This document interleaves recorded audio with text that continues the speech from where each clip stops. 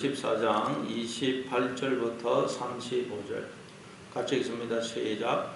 백성이 많은 것은 왕의 영광이요 백성이 적은 것은 주권자의 패망이니라. 노하기를 더디하는 자는 크게 명철하여도 마음이 조급한 자는 어리석음을 나타내느니라. 평온한 마음은 육신의 생명이나 시기는 뼈를 썩게 하느니라. 가난한 사람을 학대하는 자는 그를 지으신 이를 멸시하는 자요 궁핍한 사람을 불쌍히 여기는 자는 주를 공경하는 자니라. 악인은 그의 환난에 엎드려져도 의인은 그의 죽음에도 소망이 있느니라. 지혜는 명철한 자의 마음에 머물거니와 미련한 자의 속에 있는 것은 나타나느니라. 공의는 나라를 영화롭게 하고 죄는 백성을 욕되게 하느니라. 슬기롭게 행하는 신하는 왕에게 은총을 입고 욕을 끼치는 신하는 그의 진노를 당하느니라.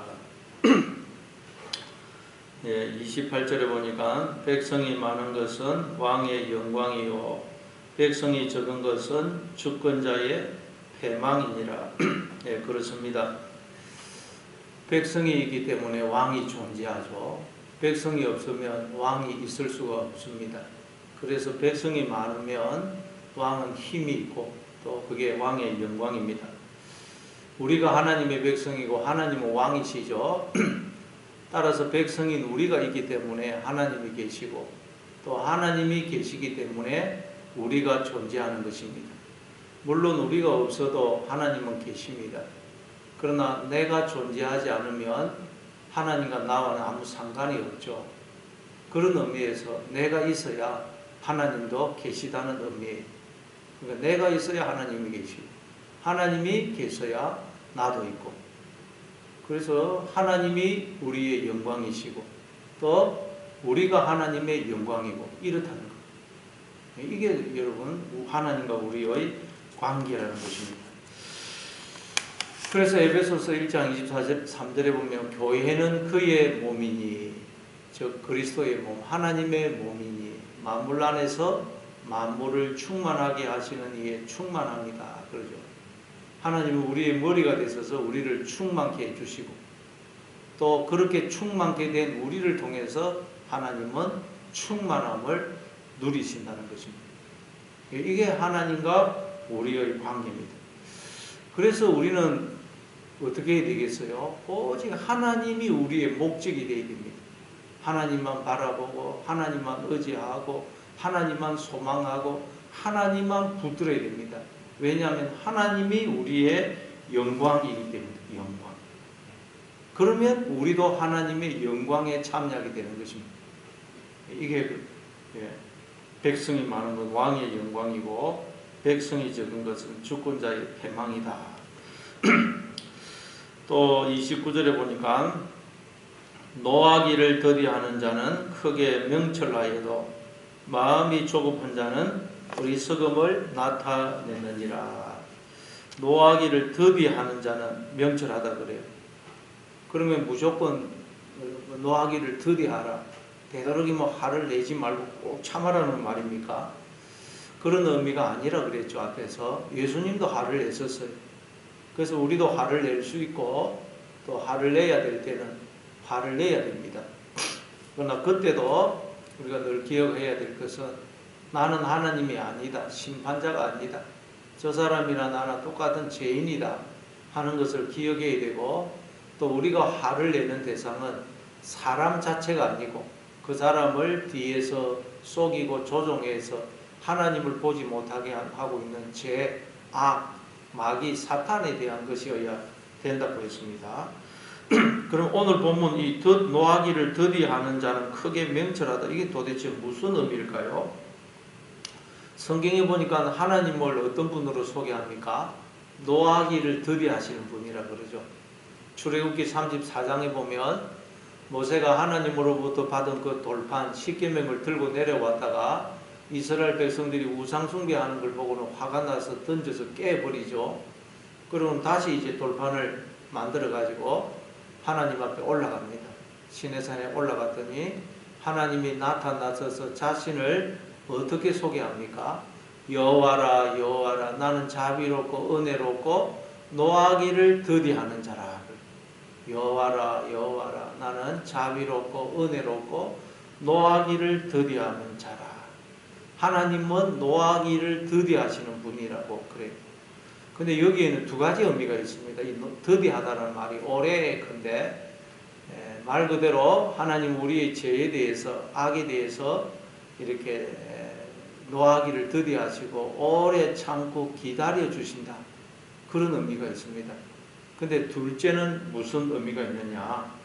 하나님께서는 우리의 죄, 우리를 속이고 조종해서 우리로 하나님을 보지 못하게 하고 있는 우리의 이 죄와 악에 대해서 끝까지 분노하신다는 말이에요. 언제까지 분노하시느냐? 그래서 우리에게서 이 죄와 악이 완전히 제거될 때까지, 마귀, 사탄, 죄, 악을 완전히 심판하실 때까지 하나님은 분노하신다는 거예요. 그리고 우리에게 조금이라도 이 죄가 있으면, 마귀가 우리를 속이고 있으면 하나님은 그걸 그냥 넘어가시지 않는다. 완전히 우리에게서 이 죄를, 악을 제거하실 때까지 노하신다는 거예요. 이게 여러분 더디하다. 계속 연장이 된다는 그런 의미예요. 그러니까 하나님께서 노하기를 더디하신다는 말은 그만큼 우리를 사랑하신다는 거예요. 사랑하신다는 거예요. 그러니까 우리가 인생을 통해서 당하게 되는 어떤 고난, 환난, 심판, 그건 하나님이 우리에게 있는 죄와 악을 제거하시는 과정인 것입니다. 마귀를 제거하시는 과정인 것입니다. 그러니까 그건 저주가 아니고 우리에게 축복입니다. 축복. 그래서 사도행전에도 보면 우리가 하나님 나라에 들어가려면 많은 환난을 겪어야 할 것이다. 많은 환난을 겪어야 돼요. 그리고 요한계시록 7장 14절에 보면 흰 옷 입은 14만 4천 명의 성도들, 그들을 두고 이는 큰 환난에서 나오는 자들인데 어린 양의 피에 그 옷을 씻어 희게 하였다 그러죠. 우리는 무엇을 통과하느냐? 큰 환난을 통과한다는 것. 큰 환난을 통과하는데 그게 바로 어린 양의 피에 옷을 씻어서 희게 하는 과정이라는 것. 우리에게는 여러분 이 죄가, 악이, 마귀가 우리와 딱 붙어가지고 우리를 속이고 조종하고 있거든. 그 우리의 더러움을, 죄를 계속 하나님은 씻어내고 계시다는 것. 당신의 피를 통해서 계속 씻어내고 있다는 것. 그게 우리에게는 큰 환난으로, 고통으로, 재앙으로 다가온다는 것입니다. 따라서 여러분 우리가 당하는 큰 고통, 환난, 재앙은 저주가 아니고 복이다. 복이. 그래서 여러분 하나님이 우리로 환난을 통과하게 하실 때 우리는 어떻게 해야 되겠습니까? 기뻐하고 감사하고 소망을 가져야 되는 것입니다. 하나님이 지금 나에게서 이 죄와 더러움을 하나님의 피로 씻어내고 계시구나. 애들은 뭐 이렇게 세수하려고 시키지 뭐 싫어하는 애들이 있잖아요. 우리가 그게 힘들지만 그걸 씻으면 깨끗해지는 것입니다. 그래서 우리가 기뻐하고 감사하고 소망을 가지는 것. 그게 뭐겠어요? 노하기를 더디하는 자는 명철하다. 죄에 대해서 우리는 계속 노해야 됩니다. 분노해야 됩니다. 그걸 이렇게 이야기하는 것입니다. 그리고 30절에 평온한 마음은 육신의 생명이나 시기는 뼈를 썩게 하느니라. 평온한 마음, 하나님을 주인으로 모시고 그분과 동행하고 다스림을 받으며 사는 마음이 평온한 마음이죠. 그때 우리의 마음은 평화를, 화평을, 평강을 누리게 됩니다. 그러나 이 시기는 뼈를 썩게 한다 그래요. 시기는 뼈를 썩게 한다. 시기라는 것은 뭐겠습니까? 인간이 하나님이 아닌 다른 것으로 자기의 마음을 채울 때, 그러면 인간의 마음은 절대로 채워지지가 않습니다. 왜냐하면 우리의 마음은 원래 하나님을 담는 그릇으로, 하나님이 거하시는 집으로 지음을 받았거든요. 그러니까 하나님이 아닌 다른 것으로 막 내 마음을 채우려고 끌어당기면, 그러면 그럴수록 더 마음이 공허합니다. 목이 말라요. 가지면 가질수록, 뭔가 내가 이루면 이룰수록, 뭔가 하면 할수록 더 목이 마르다는 것입니다. 그래서 끝없이 또 뭔가를 채우려고 그래요. 그걸 여기서 시기로 번역하는 시기. 그러니까 시기라는 것은 단순히 남을 시기하고 질투하는 것만을 이야기하는 것이 아닙니다. 하나님이 아닌 다른 것으로 내 마음을 자꾸 채우려고 하는 것. 그걸 성경은 탐심이라고 해요. 탐심. 그걸 이제 시기로 설명을 하는 것입니다. 그런데 여러분, 하나님이 아닌 다른 것으로 내 마음을 채우려고 그러면 예수님이 말씀하셨죠.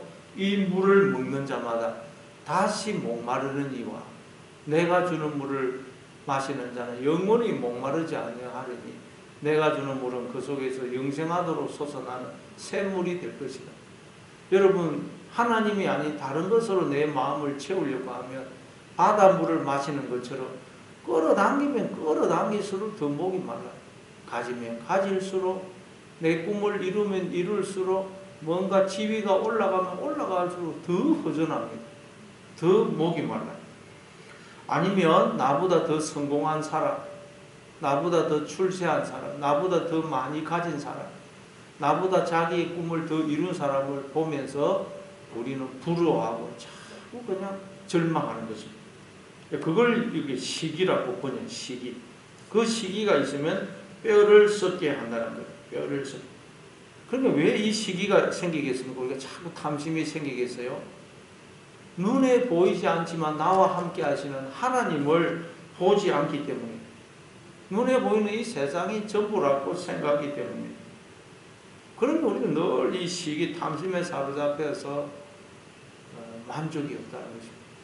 그래서 히브리서 11장 1절에 보면 믿음은 바라는 것들의 실상이고 보지 못하는 것들의 증거라 그러죠. 믿음은 바라는 것들의 실상이라는 거예요.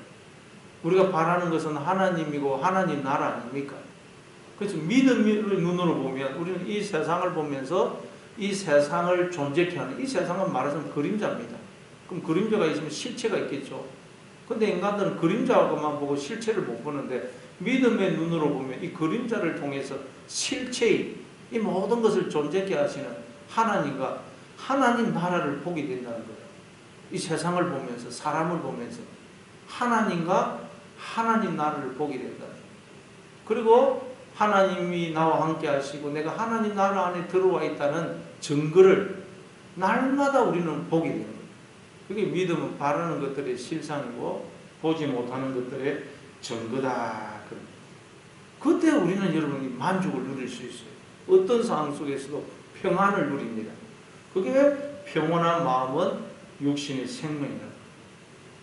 그래서 창세기 13장에도 보면 아브라함이 조카 롯과 헤어지죠. 조카 롯과 헤어집니다. 그러니까 한편으로는 배신감도 들고 섭섭하기도 하고, 왜냐하면 아브라함은 자식이 없거든요. 조카를 자식 삼아 살았는데 조카가 떠나가 버리니까 배신감도 들고 섭섭하고, 그리고 이방 땅에 아무도 아는 사람도 없는데 참 앞이 캄캄하기도 하고 소망이 없잖아. 근데 하나님이 뭐라 그러십니까? 그때 조카 롯과 헤어진 후에 하나님이 아브라함을 찾아서 너는 눈을 들어서 동서남북을 바라보라. 내 눈에 보이는 모든 땅을 내가 너와 내 후손에게 주겠다 그래. 눈을 들어서 동서남북을 보라. 그건 단순히 이 세상 가나안 땅을 보라는 말이 아닙니다. 이 눈에 보이는 세상을 통해서 이 세상을 존재케 하는 하나님과 하나님 나라를 바라는 하나님 나라. 그러면 보는 대로 네 것이 된다. 여러분, 우리 눈에 보이는 이것만 쳐다보면 안 됩니다. 이걸 존재케 하는 실체, 이건 그림자라는 거예요. 한마디로 말하면 그림자고 현상이고, 이걸 존재케 하는 하나님과 하나님 나라를 봐야 되는 거예요. 우리 믿음으로. 그러면 여러분, 우리는 평온한 마음을 어떤 상황에서도 누릴 수가 있다는 것입니다. 그래서 예수님이 오신 것도 우리에게 이 평안을 주시려고 오신 것이죠. 그래서 요한복음 14장 27절에 보면 그 근심과 불안에 사로잡혀 있는 제자들에게 예수님이 평안을 너희에게 끼치노니 꼭 나의 평안을 너희에게 주노라. 내가 너희에게 주는 것은 세상이 주는 것과 같이 아니하니라. 너희는 마음에 근심하지도 말고 두려워하지도 말라. 평안을 너에게 끼치는데 나의 평안, 예수님이 누렸었던 평안. 예수님은 여러분 십자가를 앞에 두고서도 평안을 누리고 계시죠. 지금 이게 십자가를 앞에 두고 하신 말씀이에요. 그때도 평안을 누렸었고 풍랑이는 바다 위를 걸어갔었죠. 왜? 예수님은 믿음의 눈으로 늘 나와 함께 하시는 하나님을 보셨고 하나님 나라를 봤거든요. 그래서 내가 주는 평안은 세상이 주는 평안과 다르다는 거예요. 세상이 주는 평안은 눈에 보이는 것, 그것에 매여 있지 않습니까? 예, 그러니 오늘도 여러분 이 믿음으로 이 세상을 보면서 사람을 볼 때 그것만 보지 말고 그것을 존재케 하시는 하나님, 그리고 하나님 나라를 보심으로 하나님이 나와 함께 하시고 내가 지금 하나님의 품속에 있다 하는 걸 늘 믿음의 눈으로 보심으로 어떤 상황 속에서도 평안을 누리는 여러분 되시기를 바랍니다. 그래서 사도 바울은 그 빌립보서는 옥중서신, 감옥에서 쓴 거 아닙니까? 감옥에서 쓴 편지인데 감옥만큼 열악한 환경이 어디 있습니까? 그 당시에는 감옥은 요즘과 같지 않습니다. 근데 빌립보서를 흔히 기쁨의 서신이라고 그러죠. 기쁨의 서신. 계속 보면 기뻐하라. 내가 다시 말하노니 기뻐하라. 기뻐하라. 항상 기뻐하라. 계속 그 말을 하고 있어요. 왜? 사도 바울은 믿음의 눈으로 나와 함께 하시는 하나님, 그리고 내가 하나님의 품속에 있다는 것을 늘 봤거든요. 오늘도 이 평안을 누리시는 여러분 되시를 바랍니다. 31절에 가난한 사람을 학대하는 자는 그를 지으신 이를 멸시하는 자요, 궁핍한 사람을 불쌍히 여기는 자는 주를 경외하는 자니라. 믿음의 눈으로 하나님을 보고 늘 마음의 평안을 누리는 사람은 어떤 것으로 드러나느냐? 가난한 사람을 불쌍히 여긴다는 거예요. 사람을 볼 때 여러분 항상 그 사람을 하나님의 자녀다, 저 사람 속에 하나님이 영으로 들어와 계신다, 그렇게 본다는 거예요. 늘 믿음의 눈으로 하나님을 보는 사람은. 하나님의 시각으로 모든 걸 보기 때문에. 그래서 사람을 어떻게 보는지 보고 있는지, 그걸 보면 내가 지금 믿음의 눈으로 보고 있는지 그렇지 않은지를 알 수가 있다는 거예요. 32절에 악인은 그의 환난에 엎드러져도 의인은 그의 죽음에도 소망이 있느니라. 악인은 하나님과 단절된 사람입니다. 자기가 주인이 되어 사는 사람. 그 사람은 환난이 오면 자꾸 엎드러진다는 거예요. 넘어지고 망합니다. 의인, 하나님을 주인으로 모시고 사는 사람, 죽음에도 소망이 있다는 거예요. 그래서 여러분, 죽은 나무는 비가 오면 올수록 썩고 바람이 불어도 부패하고 햇빛이 비치도 부패합니다. 그러나 살아있는 나무는 비가 오면 또 자라고 햇빛이 비치도 자라고 바람이 불어도 자라고 살아있으면 계속 뭐가 해도 자랍니다. 마찬가지로 여러분, 하나님을 의지하고 바라보는 사람은 뭐 잘 될 때도 환난이 오고 실패가 와도 점점 살아난다. 그러나 하나님을 바라보지 않는 사람은 자꾸 망한다. 하나님을 바라보는 사람은 죽음에도 소망이 돼. 죽어도 소망이 돼. 그렇지, 우리가 나중에 육체적으로 죽어도 하나님 나라에서 눈을 뜹니다. 그리고 이 땅에서 우리가 자아가 죽는 것, 자아가 죽어도 계속 우리는 부활하는 것입니다. 새롭게 하나님의 자녀로 거듭나는. 그래서 우리가 사망의 엄침한 골짜기를 지날지라도 우리는 소망이 있는 것입니다. 왜? 사망의 이 엄침한 골짜기를 지나면 내가 또 하나님의 새로운 자녀로 부활할 것이거든요. 그래서 우리는 이 땅에서 어떤 일을 만나도 여러분 걱정 안 할 것입니다. 비가 오면 비가 오는 대로 또 우리는 살아납니다. 바람이 불면 바람이 부는 대로 살아나고 햇빛이 비치면 비치는 대로 살아나고, 그 어떤 일도 우리는 그것으로 인해서 살아난다는 걸 어떻게 하면요, 하나님만 바라보고 하나님을 의지하고 붙들면 무슨 일을 만나도 우리는 계속해서 살아난다. 33절, 지혜는 명철한 자의 마음에 머물거니와 미련한 자의 속에 있는 것은 나타나느니라. 명철한 자는 하나님을 경외하는 사람, 늘 하나님을 주목하고 하나님의 음성에 귀를 기울이고 그분의 말씀에 순종하는 사람, 그 사람이 명철한 사람이에요. 그러면 그 마음이 지혜가 있다. 지혜, 하나님을 닮은 모습이죠. 그러니까 늘 평안이 있다는 거예요. 평안. 늘 평안이 있고 늘 기뻐하고 감사하면서 산다는 거예요. 하나님 바라보고 이 눈에 보이는 것은 여러분 실체가 아니라 그랬어요. 뭐 이걸 존재케 하시는 하나님과 하나님 나라, 그게 영의 세계가 진짜입니다. 그걸 바라보는 사람은 늘 기쁨이 있고 감사가 있고 평화가 있는 것입니다. 34절에 공의는 나라를 영화롭게 하고 죄는 백성을 욕되게 하느니라. 공의 째다카, 하나님과 바른 관계를 맺은 상태, 그건 나라를 영화롭게 합니다. 우리가 나라죠. 하나님 나라. 하나님과 바른 관계를 맺으면 우리는 날마다 영화롭게 돼요. 그러나 하나님과 관계가 단절되는 것, 자꾸 그냥 엉뚱한 거 쳐다보면 우리를 욕되게 한다는, 욕되게. 근데 욕되게 하다가 참 재미있습니다. 원문에 보면 헤세드라고 되어 있어요. 헤세드는 언약적 사랑을 가리킨다 그러죠. 근데 그 단어를 딱 쓰고 있어요, 원문에. 그러니까 이게 정확하게 번역하면 죄는 백성에게 헤세드를 알게 한다는 뜻이에요. 헤세드. 우리는 여러분 죄인이기 때문에 인생을 살아가다 보면 계속 죄를 짓습니다. 그리고 우리가 하나님께 가까이 나오면 나올수록 내 속에 죄가 있다는 것을, 내가 죄인 중에 괴수라는 걸 깨닫게 돼요. 그러면 죄인 중에 괴수라는 걸 깨닫게 되면 그때 우리는 이 헤세드를 알게 되는 거예요. 이야, 내가 죄인 중에 괴수인데 이런 나를 하나님이 이렇게 사랑해 주시는 것이구나 깨닫게 되는 것입니다. 내가 죄인 중에 괴수라는 걸 깨닫지 못하면 우리는 이 헤세드, 하나님의 언약적 사랑을 모릅니다. 그래서 사도 바울은 처음에는 고린도전서 15장 10절에는 나는 사도들 중에 가장 작은 자다 그랬다가, 또 뒤에서는 에베소서 3장 8절에 보면 나는 성도들 중에서 가장 작은 자보다 더 작은 자다 그랬다가, 제일 말년에서 디모데전서 1장 15절에서는 나는 죄인 중에 괴수다 그러죠. 우리가 하나님 앞에 가까이 나오면 나올수록 내 속에 있는 죄를 보게 됩니다. 죄인 중에 괴수임을 알게 돼요. 그때 우리는 이 헤세드, 하나님의 언약적 사랑, 무조건적으로 나를 사랑해 주시는 그 하나님의 사랑을 깨닫게 된다는 거예요. 슬기롭게 행하는 신하는 왕에게 은총을 입고 욕을 끼치는 신하는 그의 진노를 당하느니라. 시간 너무 넣어서 이건 넘어가겠습니다.